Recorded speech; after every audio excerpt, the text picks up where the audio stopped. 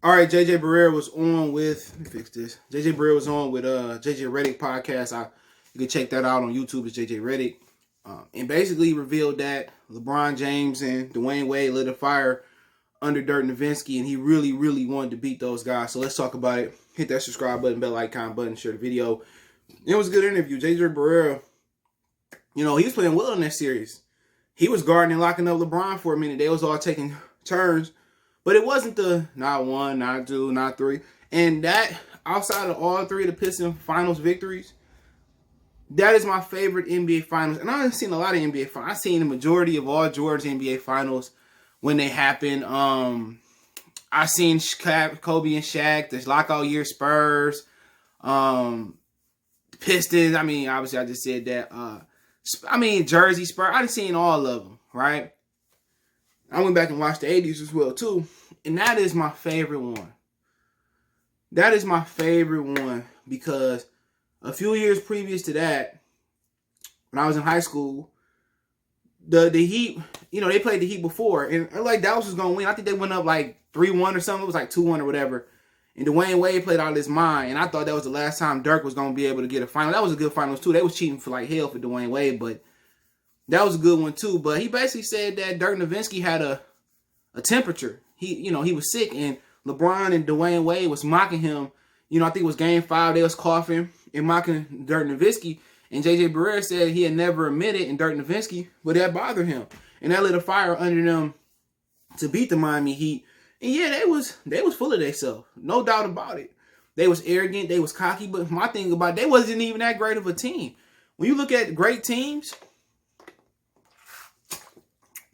ain't got this in your city. Hold on, I ain't got clear fruit. Gotta find them.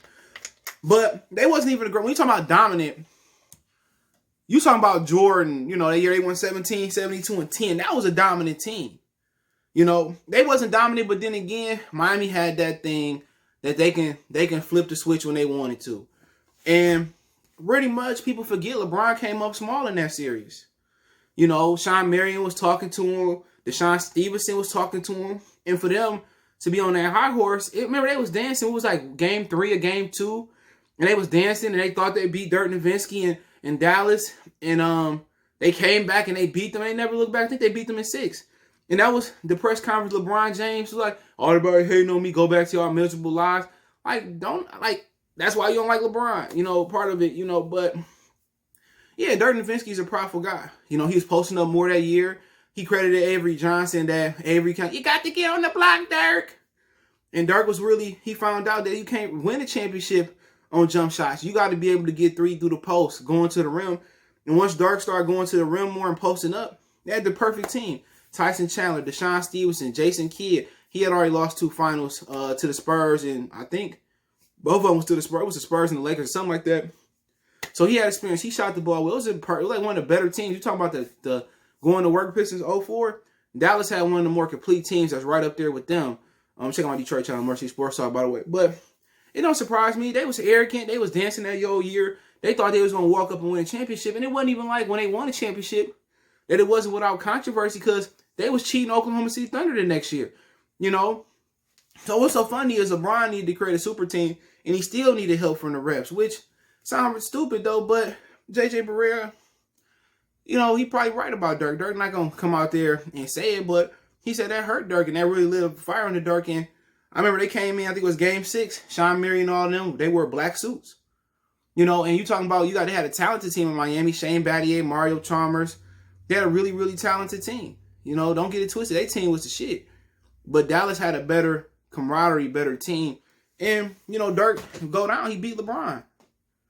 That was sweet. That was sweeter than if he beat old Shaq and Dwayne Wade. That was sweet.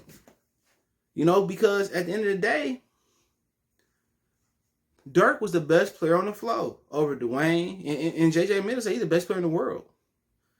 And at that point, he was. And I felt when Dwayne beat them, he was the best player in the world. People forget that. He was phenomenal in that finals. But hey, let me know what you guys think. Don't forget, we on Facebook, Instagram, Twitter. You can reach out if you have a business question, inquiry, sponsorship, video request. All my social media links, description. Fast way to reach me is Twitter, then Facebook, then Instagram. I also got a Facebook group. Want to check that out. Video request, whatever you want to hit me up. The link's there. You want to make a financial donation. Cash App CJ Good 313. That's in the description. PayPal link in the description. Best way to donate, share the video. Appreciate the love, support. One time for the one time, we go.